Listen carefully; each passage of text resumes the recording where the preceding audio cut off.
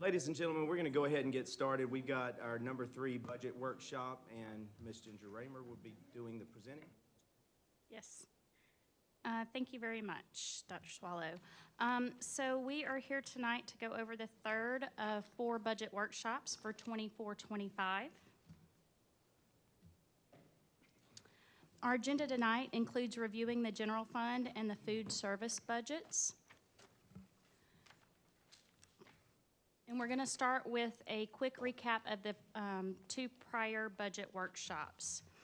So in developing the budget, we want to protect fund balance and other competitive compensation while balancing our budget. To accomplish this, we must evaluate the effectiveness and efficiencies of our programs and operations to reduce expenditures without impacting student learning opportunities, safety, security, and staffing levels.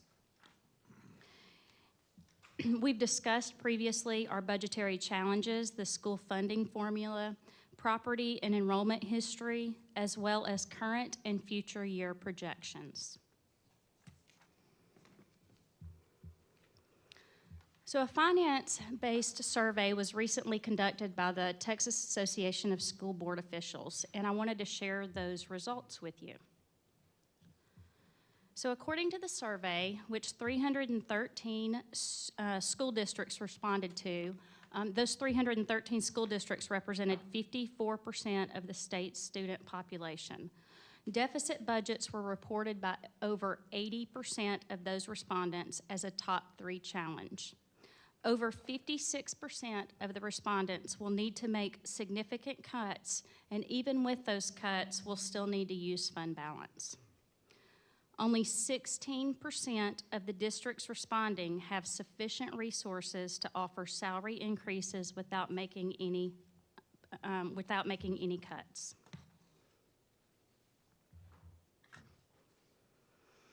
So in our prior meetings, we discussed the 23-24 projections and the 24-25 projected revenues. Tonight, we will discuss the payroll projections for next year. Bless you. Bless you. Over 93% of our general fund budget revenues go through the state aid formula, which is mainly comprised of our state property taxes, or our property taxes and student attendance and demographics. So there have been no changes in state funding, so we won't see any change there. And currently, we don't have any of the preliminary values from the Harris County Appraisal District. Those are due to us in late April. We hope to get them over the next week, but it may be May until we get those. At this time, we are anticipating 10% taxable value growth. That is based on both our 5- and 10-year average increases in taxable value.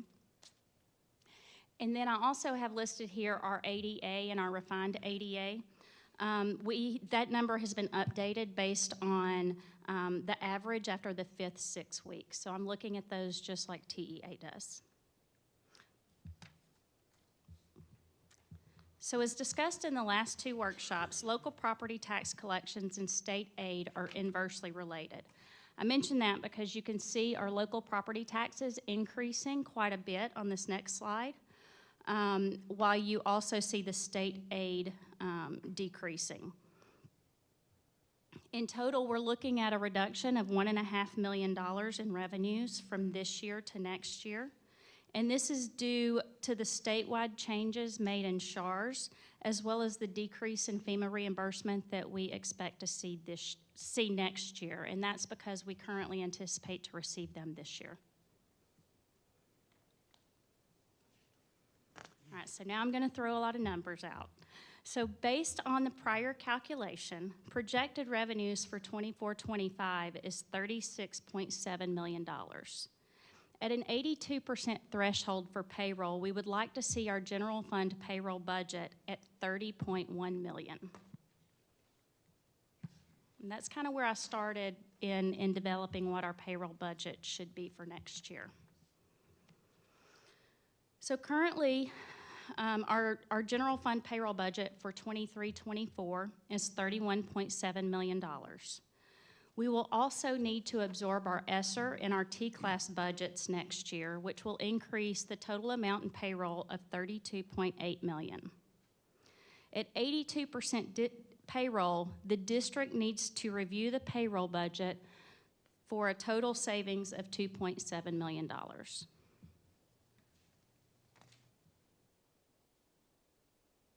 We've identified savings by looking at extra duty, overtime, summer school, stipends, and attrition. Thus far, we anticipate absorbing 17 professional positions and 9 support positions through attrition. And I guess I should stop here and see if anyone has any questions thus far. No? Okay. By looking at the positions as employees leave, maximizing ongoing grant funds, and reviewing class sizes, we've been able to realize a potential savings of $2.2 million for next year. We still need to reduce an additional $500,000 to meet that desired percentage of 82%. However, there's some additional FTE changes that we are also looking at. Some that may be needed include our SPED positions. Our SPED population is almost 20% of our general student population, and the numbers continue to rise. We are considering additional FTEs in the SPED department, which will decrease the savings that we have seen to date. We would also like to post an American Sign Language teacher. If we're able to hire for this, there would be minimal effect to the budget as we currently contract these services out. There is also a consideration for 4 instructional specialists to support the campuses. This would replace the 8 instructional coaches we have absorbed this year.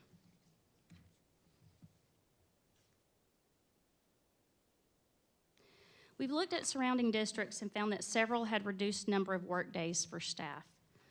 By approving an academic calendar with 3 less teacher in-service days, we could offer a benefit to our employees without reducing pay. As a result, most work calendars were reduced by 3 days, and we will review those to make sure that there is no reduction in annual pay for existing staff.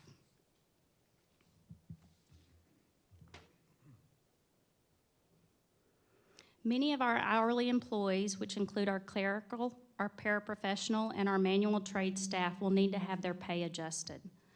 We will calculate their annual base pay and then back into a new hourly rate to ensure that their annual base pay is not reduced by reducing them those 3 days. In addition, we are reviewing applicable pay scales to ensure that there is continued equity moving forward for new employees. Any changes will be brought back to the board for approval. Our proposed teacher hiring schedule for 24-25 remains the same as it was this year. However, we would like to continue to offer the longevity stipend to all staff next year. This amount is currently included in my payroll projections.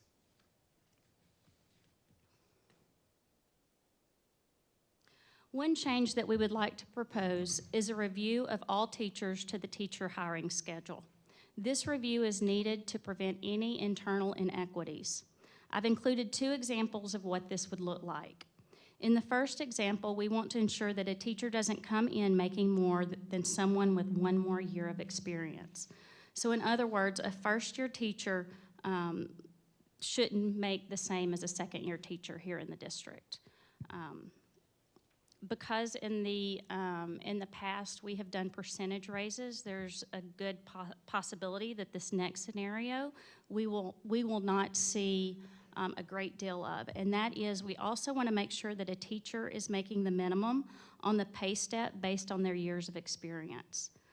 So in this second example, we would take a teacher with 20 years of experience, move them to a step 19, which is $65,700 per year. And as long as the teacher already makes at least $65,700, no change would occur to his or her pay. Most of our teachers make above where they would based on their years of experience because of the percent increase that we have done in the past. But we believe that this is necessary to ensure pay equity among all of the teachers so that they're making the appropriate amount. Did y'all have any questions about that? Yeah, I do, Mr. President. A couple on this. Okay, first, Yes, ma'am. I felt like we were doing this every year. So if we weren't, not okay. Like, I feel like every year I sit up here and say, I want to make sure that someone coming in with blank years experience is not making more than someone who's dedicated their loyalty to this district. Yes, ma'am.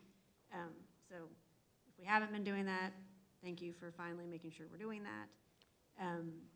And then that second piece, so are we going to be docking people's pay?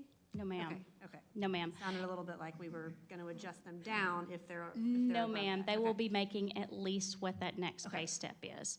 I believe that we as a district have been doing that in the Okay. past, but because we're not looking at increasing the teacher pay scale, there is a possibility That we that could, that okay. could happen.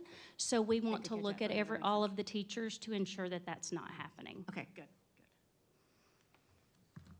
Any other questions? I had one. When do y'all Yes. anticipate having that analysis done? We have already started looking at teachers. I have not had a chance to review that, but my administrative assistant has already looked at that. So I should have that by the next meeting. With hourly associates, that is the next step in what she was going to be looking at. And then I will review it and bring that back as well. Anything else?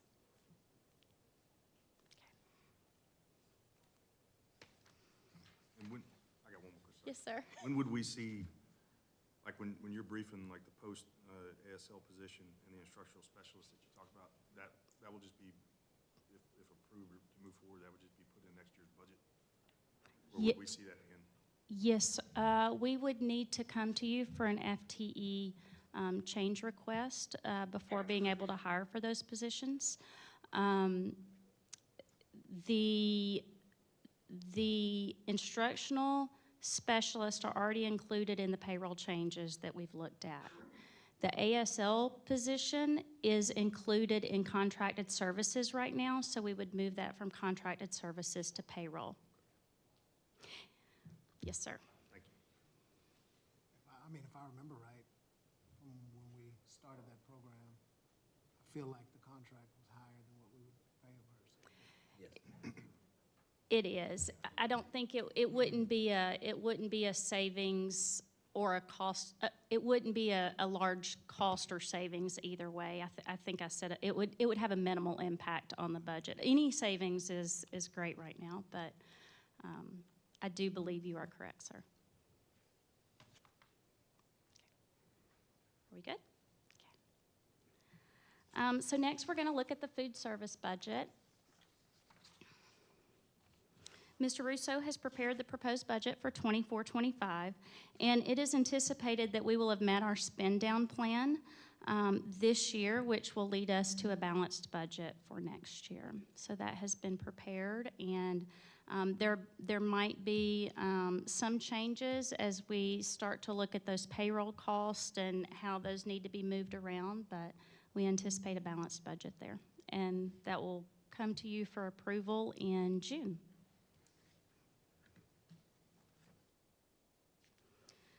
We've not received our preliminary tax values for 2024, as I had mentioned previously, so I'm going to wait until next month to present those amounts to you guys.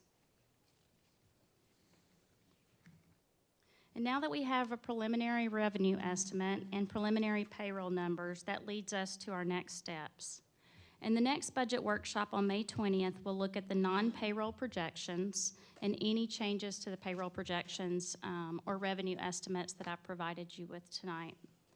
I should have the preliminary tax values so that we can review the debt service fund and the proposed tax rates for next year. Are there any other questions? I was curious, is the program that we've been doing, is that mandated, or is that something we just do, because it's the right thing to do? It's optional. We don't have to participate in that, but It's mandated, because we participate Oh, yeah, in the the lunch program. free program during the year, we have to have at least 1 month summer. Do you know approximately, Mr. Russo, what we spend on that? It's a break even. It's a break. Usually with summer school and that, it winds up being about break. Okay. we have 1 minute here of that. Yeah, we discussed that this morning in our executive meeting.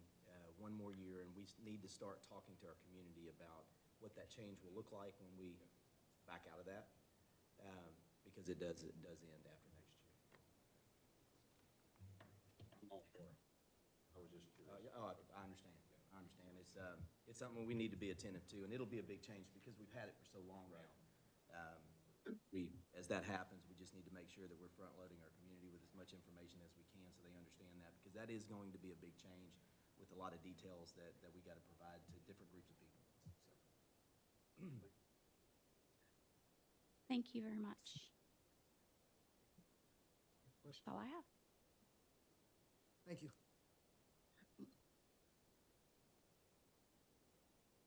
All right, we got a little bit of time in between. Want to break for 10 and then come back and do Sounds good. Okay. We'll do it.